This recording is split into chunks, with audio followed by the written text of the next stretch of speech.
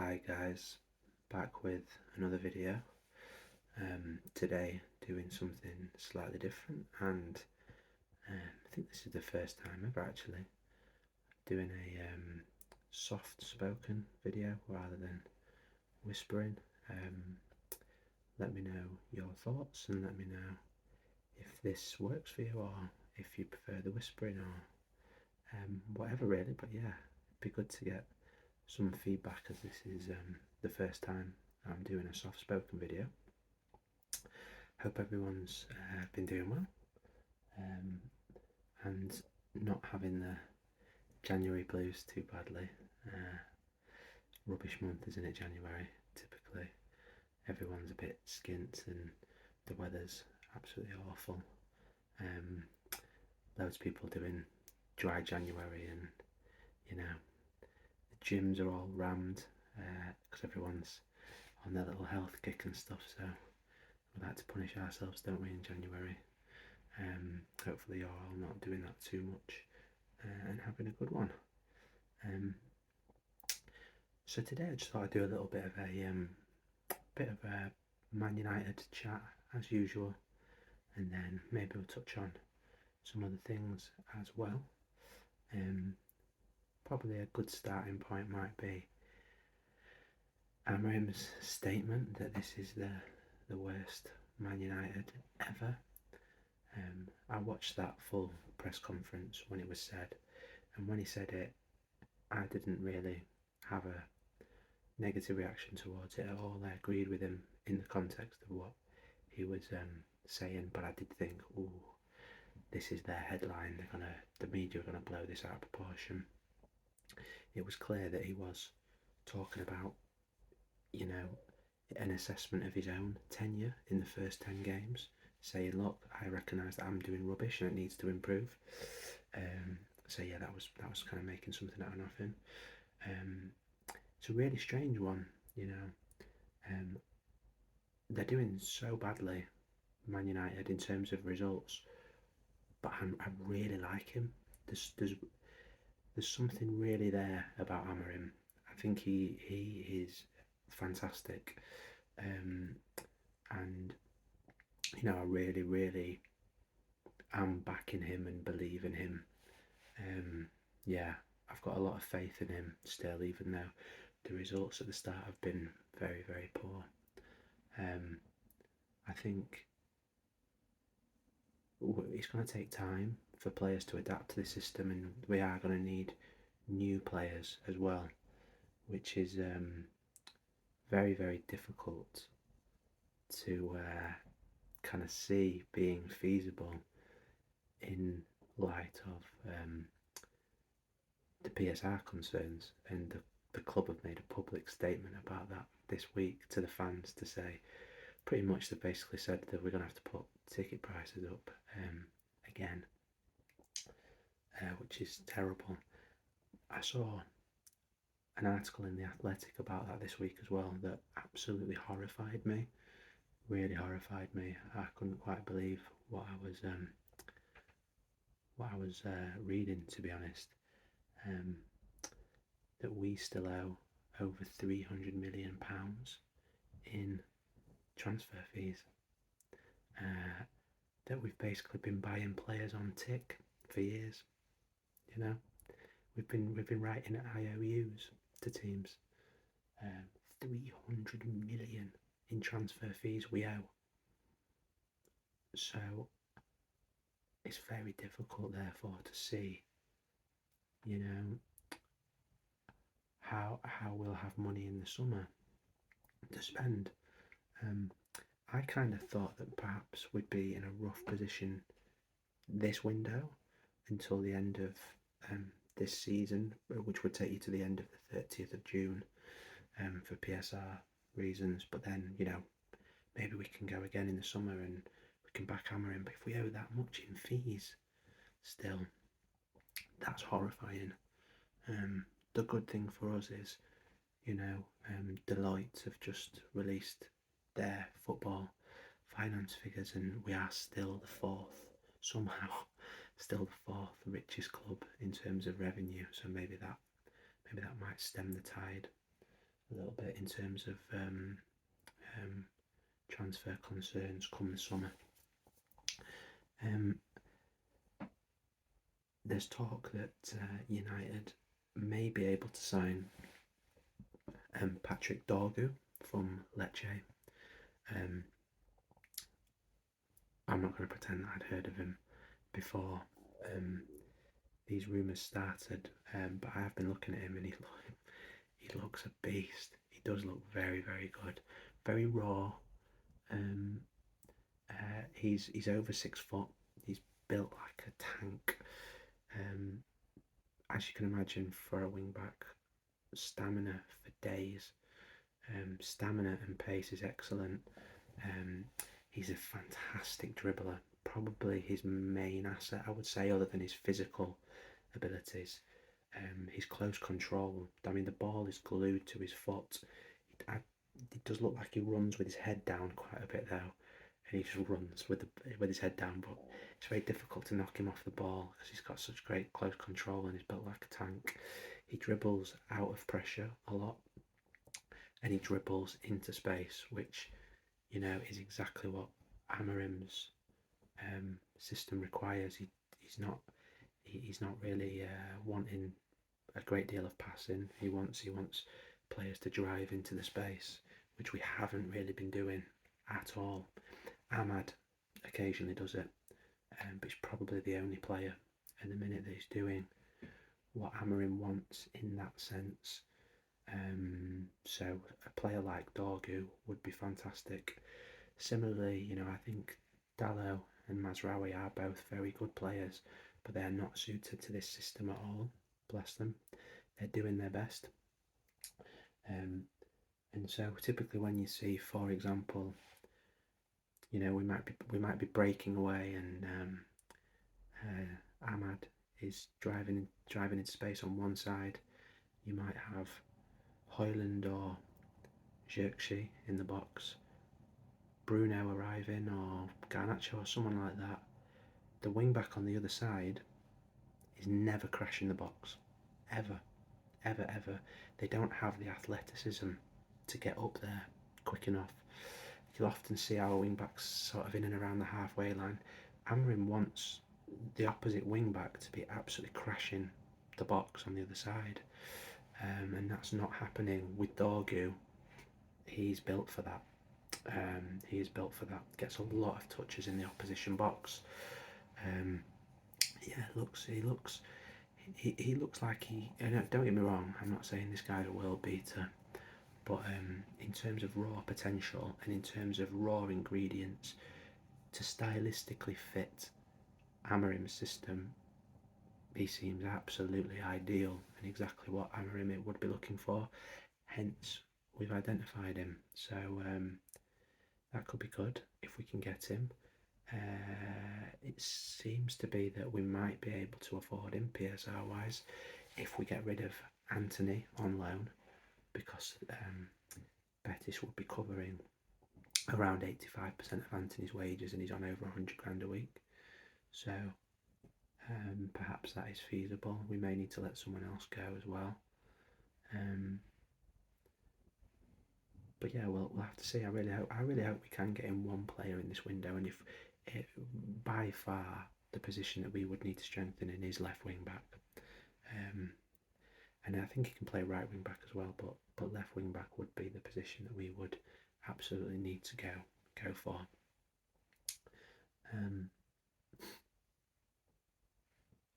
In terms of outgoings,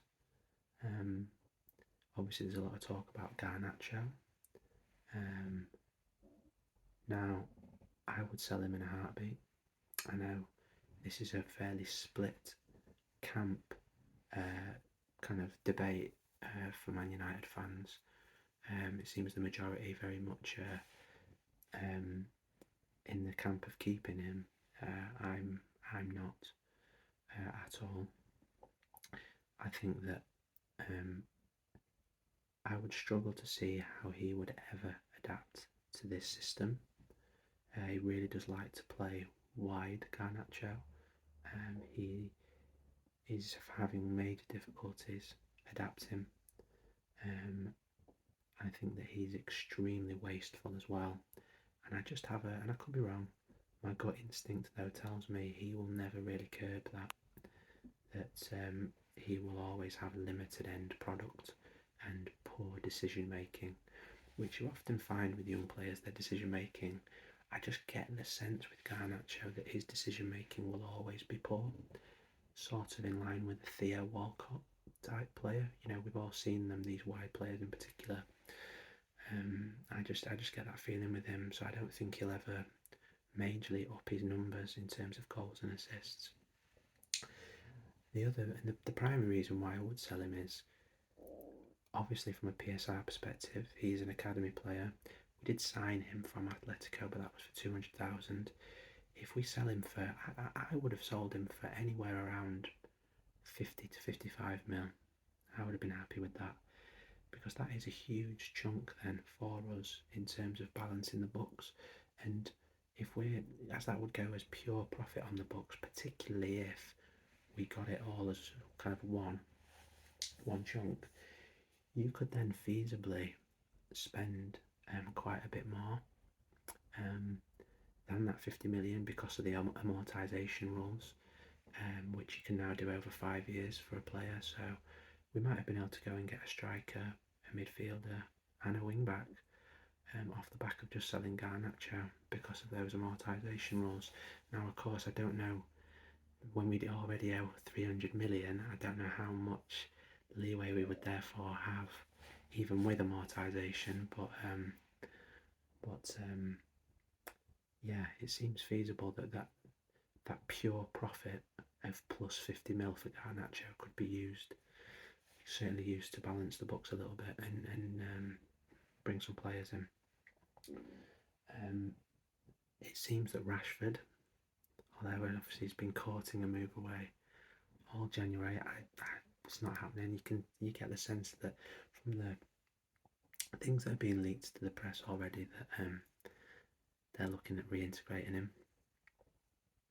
I said this in an earlier video, I can't see how we can get any money for Rashford at present, other than loaning him out. So I would actually, based upon what it does for us PSR, looking at those three players, I would loan out Anthony, because you're not going to be able to sell him a minute. Loan out Anthony and get a team to pay his wages, because he's not on that higher wages, so obviously that is a feasible option. We're seeing that play out with Betis. By the time this video comes out, he might have already gone to Betis. I would sell Garnacho because of that pure raw profit from a PSR perspective, and I would loan out. I'd probably keep Rashford and see how we can reintegrate him between now and the end of the season. Because I think that's your most viable options from a finance perspective. I would like to. I've been really impressed with Toby Collier, and on the face of it, he looks more of an Amorim player than Mainu, which is it's tough. The system being so prescriptive and specific, it's very tough on some of the players, because you do have players on the face of it. Some of them are some of the better players in our squad, but you can sense they are really going to struggle in this system. And what does that mean for their career at Man United? Certainly under this manager, Mainu falls into that camp, unfortunately. The centre midfielders in this system, they have to just have a phenomenal physical profile and engine, which is, for me, I would say Cobby's biggest weakness. He is actually not much of an athlete at all, Cobby. You've seen this already in his first 12 months. Even under Ten Hag, when he's playing every game, he gets substituted a lot because he gets incredibly tired. His stamina isn't the best. His top speed isn't that great either. So he just doesn't necessarily have that physicality from a running perspective to do what Amorim needs. Ugarte, on the other hand, of course, is absolutely ideal for what Amorim's looking for. Ideally, Amorim would like to pair Ugarte with somebody with a similarly good physical profile, but who is a bit more progressive on the ball. Now, Toby Collier has that physical profile. He's not. Look, he's not as much of a hungry hippo, Henry Hoover. I'll just go and win the ball off people left, right, and centre like Ugarte does. I mean, he is. I've been very impressed with Ugarte in terms of how often he recovers the ball and tackles people. It's very impressive. Collier isn't quite that, but he does have a lot of energy and he does have a good defensive profile. He's very big, he's very tall as well, he's good in the air. He's not great on the ball, but he's tidy. He's tidy. I think ultimately Amarim would like to get somebody like Collier who's very progressive on the ball. I think he had like Martin Hjulmand at Sporting who kind of fulfilled that sort of role for him. But yeah, I think Collier is looking good in this system and he will get used now. The rotation appears to be mainly amongst those three.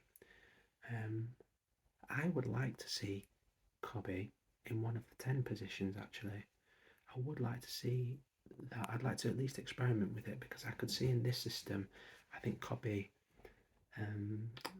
might be better in that system, sort of tight spaces in the inverted 10, trying to make things happen. I think that could suit him. We'll see. The centre backs are doing all right. I think Maguire's probably doing the best out of the centre backs at the minute. It's nice to see that. Maguire's a great character. I think if you had 25 Harry Maguires at the club, there'd certainly be no questions about attitude issues or character. He's a great guy, Harry Maguire. Really like him. I think his resilience, you've got to take your hat off to him. Like for the amount of stick and abuse he got, just quietly got on with his business and just carried on. Never made any noise either, did he, about wanting to leave or never spat his dummy out. Just carried on working and good on him. He deserves kind of some of the success he's having now. Obviously, he had the absolute howl against Rangers where he got caught under the ball. But I mean, other than that, Maguire under Amarim has been good. And where we really struggle in Man United is when Maguire doesn't play, because unfortunately, none of them three can pass the ball very well. The build up comes all from the centre backs in this system, and you need to be very good on the ball. And Harry Maguire, just especially in the middle, his long switches to the wings, absolute mustard. Really good to see. Bruno's getting back to his best, I think, as well. Bruno's really enjoying this system and some of the freedom it gives him. So that's nice to see. But yeah, we'll see where we get to. I think it's going to be a long haul. They've really got to back the manager now, though. They absolutely have to just keep going with him. I think I said when he first started, the aim has to just be getting in the top 10. I still stand by that. I think getting to 10th is a reasonable expectation in the Premier League, and that's viable if they start to improve and they build a bit of momentum. Any higher than that, though, I can't see it. There's some great teams in the Premier League that are just much better than us right now. They have to attack the Europa League, though. They've really got to attack the Europa League now. They'd be. I think if we lose to Steaua Bucharest next week, and results go against us, we could actually still finish out of the top 8 and have to go through the playoff. But even if we draw, we should get in that top 8, which is good. We won't have to play then again, I think, until may even be the start of March for the last 16, and you'd be seeded as well. You'd be in the top 8 seeds for that last 16 games. So you'd be playing theoretically a weaker team that gets through the playoff. So you've got a really good chance of already being in the quarter-final then. And frankly, there really isn't a lot of great teams. Lazio, top of the Europa League table, at a canter at the minute, and they're not doing great in Serie A. They're not challenging for the title at least. Anyway, I think they are around in and around the Champions League spots, but they're not. They're not challenging for the title. Yeah, I mean this is, and there's a lot of there's some of the more decent teams that look like they won't even qualify. I mean, I backed Porto to win every game in the group stage, so I got that horrifically wrong because they are. I think they're just in their playoff spots. They could actually drop out and not qualify at all. So there's a chance there in the Europa. Obviously, we'd have to improve, but European football is very different to the Premier League, as we saw in the Rangers game. So I would back us to have a better chance in Europe at the minute than in the Premier League. What else is going on? So City have obviously signed a lot of players, haven't they? Well, not a lot, but more than you'd expect in January, which I think is reflective of that sort of, I guess you would call it a crisis, really, wouldn't you? By Man City standards, this is a crisis. I think it's really interesting the business they've done as well. Very, very interesting. So they'd already signed, I think, either in summer or last January, for a kid to come, like an attacking midfielder. I forget who that is. I think he might be Brazilian or Spanish or something. I think he's Brazilian or Argentinian. No one's really been talking about that, but he's joined. Obviously, they've signed Marmoush, which I think is actually an excellent bit of business, a really excellent bit of business, because they didn't replace Alvarez. And I'm not saying that Alvarez and Marmoush are that similar. I don't think they are, but some of what Marmoush will do will replace some of the things that Alvarez had that City have lost since. One would be, of course, the obvious, a goal threat. I think he's got considerable more goal threat than Savinho or Doku or Bernardo Silva or even Foden and at this stage De Bruyne. He's played as a striker for Frankfurt quite a bit. He's more of a second striker, but he can play across the front three. And I think he will. City did play Alvarez in behind Haaland quite a bit and running off him. You will definitely see that with Marmoush. Definitely see that. He will. He's more of an athlete than Alvarez. His top speed is very good, and he will run off Haaland quite a lot. And so not only is he going to take away some of the goal scoring burden from Haaland, because his numbers are fantastic. Marmoush, he's a brilliant finisher. Hence the amount of goals he's scored in the Bundesliga this season. He's also got a ton of assists, which will help.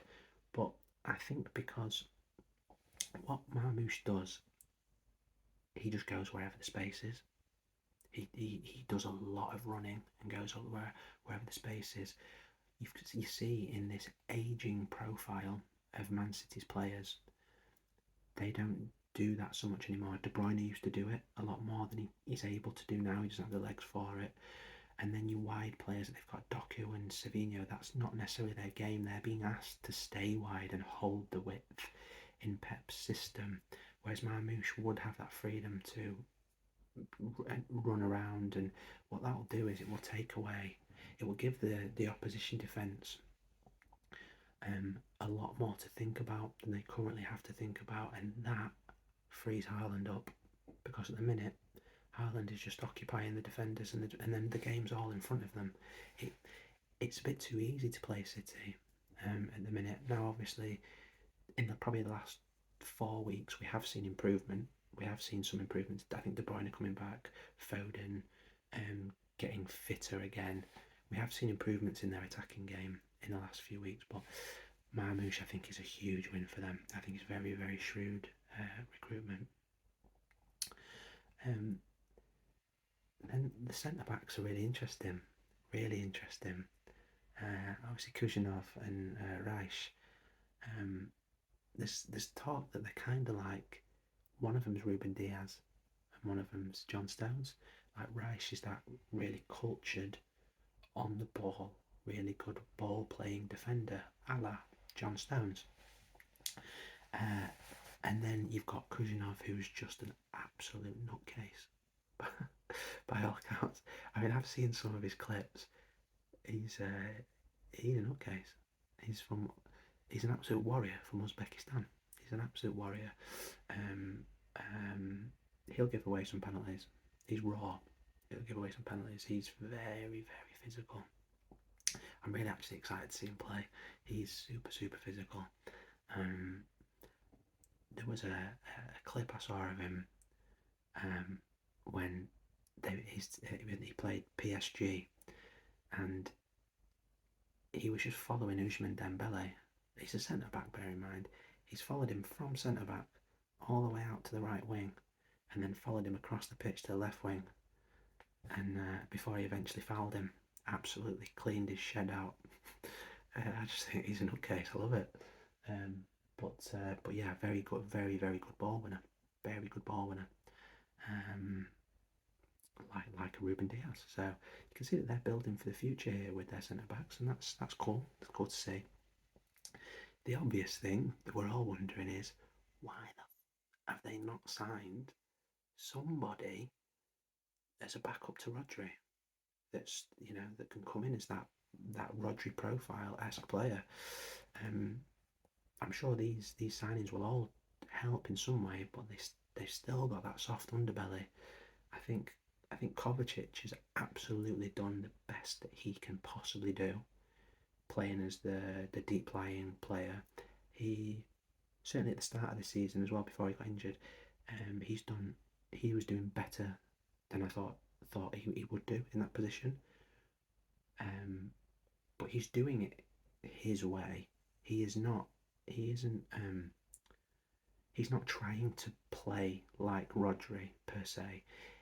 To a degree, there is a modicum of similarity in the way that he's trying to dictate the play from deep, which you would possibly expect. And he's also very good at dribbling, so he can receive and then he can dribble forward. He's been good on the ball, but defensive positioning, recovery runs, stopping, transitional counter attacks, he doesn't have that in his game. And when you've got people like they tried having Gundogan alongside him, Gundogan's legs have gone. You see now that actually what Pep's done in a lot of games is he's dropped back Bernardo Silva. Bernardo Silva is not a deep player like that, but he's had to drop him back because he can't rely on Gundogan in there. And at least Bernardo Silva still has a little bit more legs and energy than Gundogan does. So they really need, I think, between now and the end of the season to do something about what's been happening. I wonder if he might put one of the centre backs in there. Maybe he thinks that Reich, this Brazilian kid that he signed, can slot in there for a little bit. I don't know. That'd be a lot to ask of an 18-year-old, wouldn't it? But we shall see. I'm going to finish this video off, guys, because we're approaching 30 minutes. I quite like doing the soft-spoken bit. I'm probably enjoying this a bit more than the whispering, because the whispering makes me cough a bit. A bit soft. But I don't know if anyone else clocked this. Erling Haaland's new contract is an extension for exactly 115 months. Obviously they've got 115 charges and they've given him a 115-month extension. If that isn't trolling, I don't know what is. And even though I'm a Man United fan, I've got to say that is absolutely hilarious. Well played, City. As always, guys, as I say, it'd be great to get your feedback on the soft-spoken vid rather than the whispering. It'd be really good to get your feedback on anything I've said that you agree with, don't agree with. Give me your thoughts. Let me know how you're doing, and see you soon.